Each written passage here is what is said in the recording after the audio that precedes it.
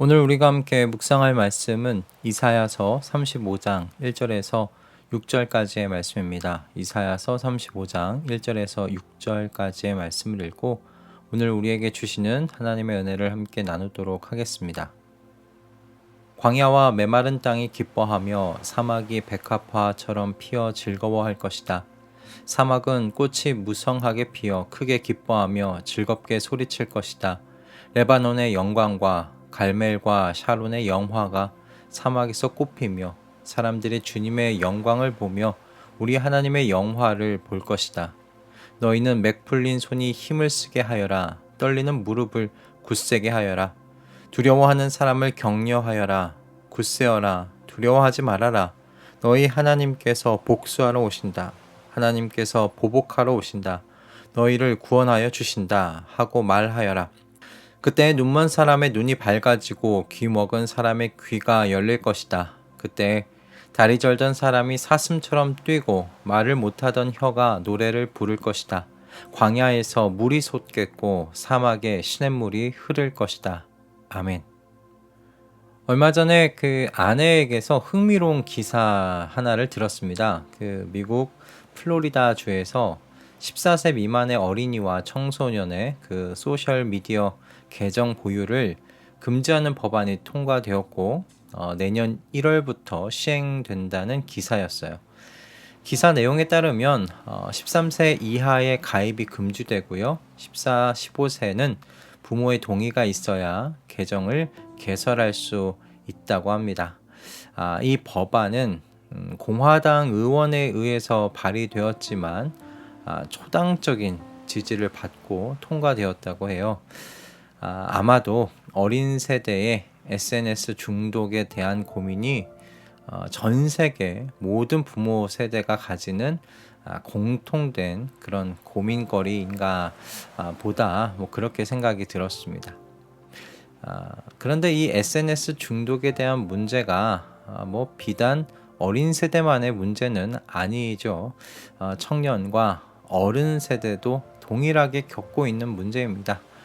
쇼츠라고 불리는 짧은 동영상에 대한 중독을 호소하는 어른들을 제 주변에서도 쉽게 찾아볼 수 있는 그런 시대이기 때문에 그렇습니다. 물론 중독되는 것이 SNS만 있는 건 아니죠. 우리 주변에는 수없이 다양한 것들에 중독되어 살아가는 사람들의 소식을 접해 듣고는 합니다. 약물에 대한 중독이 있고 포르노의 그 영상에 대한 중독이 있고 관계에 대한 중독, 운동 중독, 수많은 중독 속에서 허우적거리면서 살아가는 다양한 사람들에 대한 이야기 우리 쉽게 접할 수 있지 않는가 생각해요. 저희가 살아가는 이 시대 사실 그 어느 때보다도 풍족한 시대입니다. 과거와 비교가 불가할 정도로 많은 면에서 풍족한 시대이죠. 그러나 한편으로 사람들은 이 풍족한 시대 속에서 결핍을 느끼며 살아가고 있는 것 같아요. 중독은 우리 주변의 삶이 풍족하기 때문에 겪는 것이 아니기 때문입니다. 중독은요, 여러분, 결핍이 원인입니다.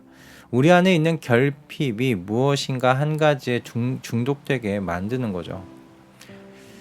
쩍쩍 갈라져 있는 밭과 모든 것이 메말라서 모래먼지만 휘날리는 사막과 같은 그런 결핍, 그것이 우리 내면을 가난하게 만들어서 중독에 쉽게 빠지도록 하는 것 아닌가, 그런 이미지, 그런 상상을 해보게 됩니다. 그런데 오늘 우리의 이 본문이요, 우리에게 결핍에서 나올 수 있는 한 가지 길을 제시해요. 어쩌면 유일한 길인지도 모르겠습니다. 그것이 바로 하나님의 임재입니다. 하나님께서 임재하신 것만이 사람을 결핍에서 구원해 주는 유일한 길이라고 그렇게 생각할 수 있도록 오늘 본문이요, 우리의 심상에 그림을 그려주고 있어요. 1절에서 광야와 메마른 땅이 기뻐한다고 이야기를 합니다. 사막이 백합화처럼 피어서 즐거워할 거라고 그렇게 노래하는데요. 이런 일은 일어날 수가 없습니다. 그죠? 광야와 메마른 땅이 여러분 어떻게 기쁨의 장소가 될 수 있겠어요? 광야와 메마른 땅은 오히려 눈물의 골짜기와 어울리는 장소가 아닙니까? 사막이 백합화처럼 핀다는 것 상상이 되지 않는 일입니다. 사막은 그저 샛노란 모래가 바람에 이리저리 휘날리는 목마름의 장소요, 나아가 죽음의 장소, 그렇게 상상이 될 뿐입니다. 그런데 그 사막이 백합화처럼 핀답니다. 여기서 이야기하는 이유는 단 한 가지예요. 하나님께서 임재하시기 때문입니다. 사막이 꽃을 냅니다. 일어날 수 없는 일이 일어났기에 탄성과 큰 기쁨, 즐거운 노래와 같이 충만한 기쁨이 사막을 가득 채우는 그 심상을 바로 오늘 본문 2절이 전달하고 있는데 그 이유도 같이 말해주고 있어요. 사람들이 주님의 영광을 보고 하나님의 영화를 보기 때문이다 라는 거예요. 하나님께서 사막 가운데 임재하신 겁니다. 하나님의 임재와 충만은 그렇게 연결되어 있어요. 하나님께서 임재하시는데 여러분 결핍이 일어날 수 없습니다. 하나님께서 임재하시는데 슬픔이 그 자리를 차지할 수 없습니다. 하나님이 임재하시기 때문에 충만하고요. 하나님께서 임재하시기 때문에 그 자리가 기쁨의 자리가 됩니다. 그러므로 하나님의 임재가 사라지면 어떻게 되겠습니까? 땅은 황폐하게 됩니다. 사막에 무성하게 피어난 꽃은 하나님의 임재의 상징과 영광이지만 하나님의 임재가 사라지면요, 사막은 과거와 같이 목마름의 장소요, 죽음의 장소로 변화되고 말 것입니다. 하나님께서 그러므로 부재한 인생은 밑빠진 독과 같은 인생이고요, 사막과 같은 인생입니다. 사막에도 우기가 찾아오면요, 물줄기가 생겨요. 풀이 나고요, 꽃이 핍니다. 물 웅덩이가 생기고 그 속에요, 많은 생명력이 넘쳐납니다. 그러나 여러분, 우기가 지나면 어떻게 됩니까? 사막은 다시 과거의 모습으로 돌아갑니다. 물은 사라지고요, 풀은 죽고요, 꽃은 시듭니다. 다시 목마름과 황폐함의 상징이 되고 마는 것입니다. 하나님의 부재가 이런 모습과 같아요. 다시 사막으로 돌아가는 겁니다. 잠시 생명력이 있는 것처럼 보이지만 결국은 그 본 모습이 드러나고 마는 겁니다. 목 마르니 마시지만 다시 목이 마르는 것과 같지요. 우물가에 있던 그 신약의 사마리아 여인 생각나지 않습니까? 주님께서 그 여인에게 이렇게 이야기하셨죠. 내가 주는 물을 마시는 사람은 영원히 목마르지 아니할 것이라고. 내가 주는 물은 그 사람 속에서 영생에 이르게 하는 샘물이 될 것이라고. 그렇게 우리 주님께서 말씀하셨습니다. 하나님을 떠난 모든 인생은 여러분 목마른 인생입니다. 문제는 왜 목마른지 모르는 채 살아가고 있다는 거예요. 그래서 SNS며 미디어며 영상이며 포르노며 음식이며 운동이며 차와 같은 그런 우리 주변의 것들로 이 목마름을 해결해 보려고 하는 것인데, 여러분 이 와중에 저는 중독이라는 것이 일어나는 것이라 생각합니다. 그러므로 여러분 해결책은 한 가지입니다. 오늘 본문이 우리에게 그 한 가지 해결책을 이야기해 주고 있습니다. 우리 주님의 말씀과 같이 주님께서 주시는 물을 마시는 겁니다. 아니, 주님께서 내 안에, 내가 주님 안에 살아가는 여러분 그 약속의 임재를 사시는 겁니다. 여러분 내 인생에 기쁨이 없을 것이라고 단정 짓지 마십시오. 내 인생 이제 끝났다, 이미 끝났다, 그렇게 말하지 마십시오. 광야에서 물이 솟게 하시는 분이 하나님이십니다. 사막에 시냇물이 흐르게 하시는 분이 하나님이십니다. 광야와 사막에 물과 시내가 생기는 것은 불가능해 보이는 일이지만 여러분, 하나님께서 하십니다. 하나님께서 하실 수 있습니다. 하나님께서 그곳에 임재하시기만 하신다면 말입니다. 그러므로 여러분, 하나님의 임재를 추구하고 갈망하는 인생 되시기를 주님의 이름으로 축복합니다. 그것이 우리 안에 있는 모든 결핍을 해결할 수 있는 유일한 길인 줄 믿습니다.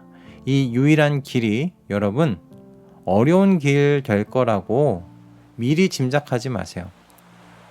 뭔가 천일기도 드리고 3년간 면벽 수양을 해야 하는 그런 고되고 힘든 수련의 길이 될 거라고 그렇게 생각하지 마십시오. 뭔가 40일 작정 기도를 해야 된다. 여러분 그렇게 생각하지 마십시오. 여러분 우리는 하나님의 임재를 갈망하기만 하면 됩니다. 하나님의 임재를 소망하기만 하면 됩니다. 우리가 하나님을 찾으러 여러분 나서지 않으셔도 됩니다. 왜요? 하나님께서 우리에게 오시는 하나님이시기 때문입니다. 여러분 우리의 주님이요 우리가 찾으러 가야만 뵐 수 있는 그런 주님 아니십니다.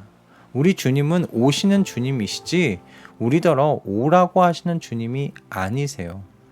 하나님께서 이사야를 통해 구약의 백성들에게 복수하러 오신다, 하나님께서 보복하러 오신다 라고 오늘 본문에서 말씀하셨고요. 여러분 신약에서는 하나님의 아들이 직접 우리의 땅에 내려오셨습니다. 우리의 눈높이로 낮아지셔서요 하나님의 영광을 직접 보게 해 주셨습니다. 하나님의 영광이 직접 하나님의 말씀을 우리의 귀에 들려주셨습니다. 이런 하나님이, 이런 신이 어디에 있습니까? 그러니 하나님의 임재가 어려운 일이 될 거라고 여러분 미리 짐작하지 마십시오. 그렇게 생각하지 마십시오. 그저 하나님의 임재를 원하시고요. 하나님의 임재를 추구하십시오. 그것을 최우선순위로 두십시오. 그러면 하나님께서 하나님을 갈망하는 하나님의 사람들을 하나님의 영으로 충만하게 해주실 것을 믿습니다. 그 무엇보다 하나님의 임재를 추구하고 갈망하는 이 시대에 빛나는 영혼들 되시기를 이 아침에 주님의 이름으로 축복합니다. 그것을 위하여 이 아침 기도하며 시작하시는 우리 모든 가족분들 다 되시기를 또한 주님의 이름으로 축원합니다. 기도하겠습니다. 주님, 오늘 우리에게 주님의 임재를 소망하게 하시는 말씀을 허락해 주셔서 감사합니다. 저희에게 찾아오시는 주님이신데 주님의 임재가 하나님의 백성에게 어찌 어려운 일이 되겠습니까? 그저 저희가 하나님의 임재를 갈망하지 않았기 때문입니다. 주님, 저희의 목마름과 결핍을 세상의 것으로 풀려고 하지 않게 하여 주시옵소서. 저희가 이미 그리스도 안에서 하늘의 사람들, 하나님의 나라의 사람들이 되었사오니 하늘의 것, 주님으로 우리의 목마름과 결핍을 해결하려 하도록 주님 저희의 마음을 지도하여 주시고 인도하여 주시옵소서. 우리를 성령으로 충만하게 하시사 하나님의 충만이 무엇인지 알게 하실 우리 주 예수 그리스도의 이름으로 기도드립니다. 아멘.